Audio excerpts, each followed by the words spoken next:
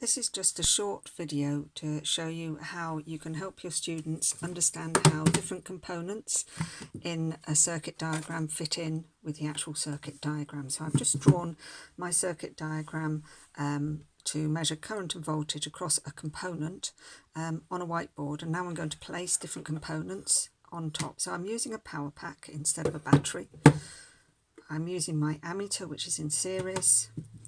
I've got a space here for my component. My component is going to be some resistance wire, and then I'm also using my voltmeter, which is in parallel with the component. So I will start connecting the wires, starting from the negative terminal of the power pack. Because there is a black negative terminal, it goes into the negative terminal of the ammeter. And then I'm taking my positive terminal of the ammeter and I'm connecting it to one end of my resistance wire. And then I'm taking a reasonably long length of this wire because in fact it's quite low resistance because it's fuse wire. So I don't really want it to have too large a current. And I'm taking a crocodile clip. The crocodile clips, by the way, they just slot onto the end of your lead. And that crocodile clip, the other end of this is going into the positive terminal of my power pack. So at the moment I have a single loop running from the positive terminal, or whichever way round really, but it's just looping round from the battery pack around the components and the leads and through the ammeter. That's one single loop. Now I want to measure my voltage across my component.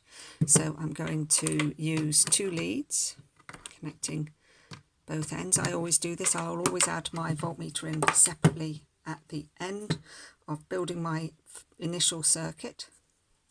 So I can slot my voltmeter into one end of the, in fact I need to slot my negative terminal of my voltmeter into the end of the circuit coming from the negative terminal of the battery, so that the reading will be correct, the correct sign on the voltmeter, and then I will link through to this way. If you start getting strange negative readings when you're expecting a positive reading, it's probably because you just need to change the leads round to just check. So although this isn't ideal, it's just hopefully modelling what you could do with a visualiser circuit. If we just have a look at our readings on our voltmeter and ammeter there, and we'll just take the readings very quickly because I know, because of the wires I've got available here, we're going to get quite a large current, which means the wire is going to heat up a lot. So I don't want to leave this circuit on for a very long time. So I've got about nearly 6 amps going through the current, and I've got about 2.3 volts. I'll just turn that off.